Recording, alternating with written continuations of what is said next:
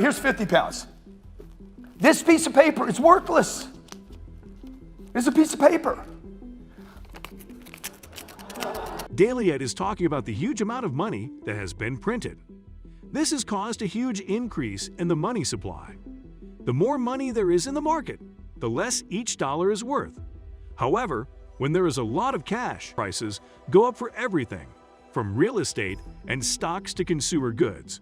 In fact, the cost of consumer goods is expected to rise by 5.4% in 2021. Savings ran out, the unemployed took the brunt of the pain, and an economic bubble formed, which made the economy unstable. In spite of what the government says, your money is losing value every single day. There is a point when you have too much money in the bank. Inflation means that the interest you earn on your savings account isn't enough to keep up with it. In other words, your cash keeps on getting less valuable while it's in your bank account or in a bag in your yard. When prices go up, it is the world's biggest tax. It is a hidden tax. It goes down in value, right? They just make more copies. It also loses value as the cost of goods rises, so the value of being able to buy things also goes down in value. People who know that money is going to lose value at a rate we can't comprehend have started investing. People who have a lot of money keep getting more money. Is there a trick? Since March 2020, the world's 10 richest men have doubled their money. Meanwhile, the poor keep getting worse. Banks in the United States charged interest rates that ranged from 7% to 11%. Banks today only give out 0.6%. A lot of people can't afford to live in the middle class because the cost of living has gone up so much. Our money and jobs go all over the world when we shop at Walmart. So, what happens next? We say that the government should take care of us, but the truth is that they won't. Sit and protest or change. Value in money has gone down, and it will keep going down. Individuals invest their money to build wealth, which means they invest their savings over time and reinvest the money they make from their investments in new projects. Investments make you money, so they're worth it to make them. In addition, your assets can grow in value over time, allowing you to make money when you sell your stocks. People want to make money work for them, not for them.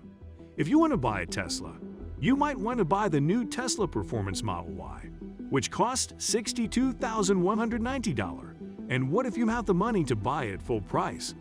You could order the car right now and not think about it. And why not? I know what I want. I have the means to make it happen. However, an investor's mindset would say that this isn't true.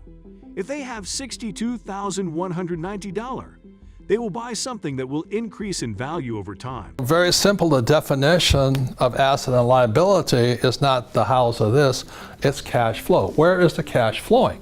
So as a young person, and to all millennials or if you're old, financial intelligence is the ability to control cash flow.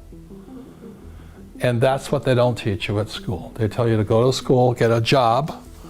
First thing is tax. You know, you'll pay, most of your money will go out through taxes in your lifetime.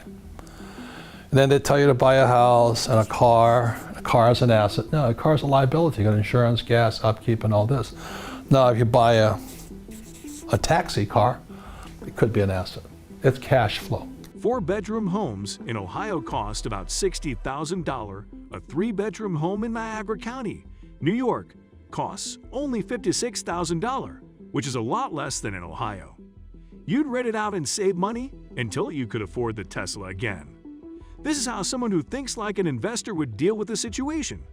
You can make money by investing in real estate, but there is also a new strategy that is becoming more popular as a way to protect your money from rising prices. Gold was once thought of as the best way to protect against inflation, but things have changed. Inflation-resistant cryptocurrencies like Bitcoin seem to be the new thing. They have all of the qualities of a good hedge, and Bitcoin is the biggest of them all. Why? Because Bitcoin is not tied to any single currency or economy. It is not controlled by a single person or group of people. It is, after all, a global asset that shows how much people want it. When inflation is high in the United States, investors have to take on more risk to make up for the decline in the value of their assets. Thus, while a 3% yield was enough to let you retire, even a 6% yield won't be enough anymore. In the stock market, the S&P 500 is a stock market index that tracks the 500 largest companies in America. In the long term, the S&P 500 has made about 7% to 8% per year, which isn't much more than the rate of inflation now. It has made more money over the last decade. The downside value is now much higher than it was in the past, making it hard to get in. Investors are looking for opportunities outside of the United States that pay more than 6%, so they are looking for them. Describe Bitcoin. A lot of the political and economic risks that come with investing in the U.S. stock market are taken into account. This is a good way to diversify your investment portfolio. In addition, it's a better way to protect against rising prices. Over 19 million coins have been mined so far, so the coin can only have 21 million coins. A fixed supply means that there is no chance of new coins coming into circulation, which means there is no inflation. Also, like gold, cryptocurrencies like Bitcoin are able to be traded and are safe. However, unlike gold, Bitcoin can be moved, traded, and in some ways is more decentralized than gold. Even the amount of gold in the world is controlled by countries like the United States and China, which set their own prices. In theory, anyone on the planet should be able to store and protect their Bitcoins better than they can gold.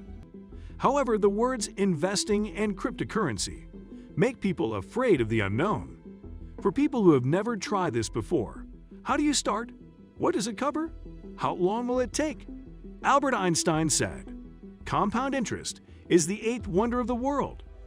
Those who understand it earn it. Those who don't pay." After his 65th birthday, Warren Buffett got about $81.5 billion of his $116 billion fortune.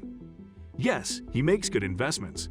His secret is that he spends a lot of time on in order to improve your performance as an investor. You should widen your time horizon.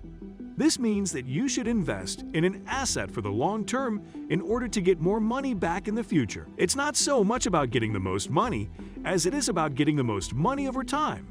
This is when compounding comes into play.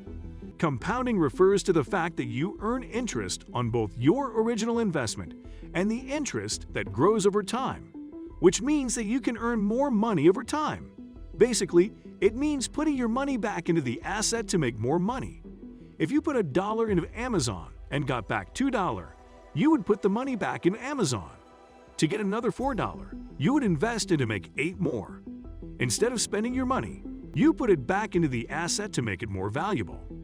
Buffett started investing when he was 11 years old. Since then, he has made more than twice as much money as the stock market as a whole. This is not even close to Jim Simon's annual return of 66%. He is a mathematician and the founder of Renaissance Technologies. However, he doesn't own more than a quarter of Buffett's money, even though he makes more money. Why? Due to the fact that he hasn't been able to grow his money as quickly as Buffett has been able to. Buffett is the richest person in the world because he has spent more time in the market than anyone else. There is a benefit to getting there early and staying a long time. In the past, you might have thought about investing. Now is the time. Keep your money in the stock market for a long time, no matter how much you put in. This is a simple idea that many new and experienced investors don't pay attention to because they're afraid to lose money. In order for the power of compounding to work, you have to let an asset grow for a long time. For one thing, it protects your money and makes you safe and secure so that you can become your own person. The best way to be rich is to be able to say, "I have the freedom to do whatever I want." Today, financial independence gives people back control of their own lives. While money can't buy happiness, it can give you the freedom to go after it. We have a channel on YouTube where we post inspirational and motivational content. If you want to improve your emotional, mental, physical, or financial health, please click the bell icon to be notified when we upload new content and share this video with someone who has been afraid to start investing.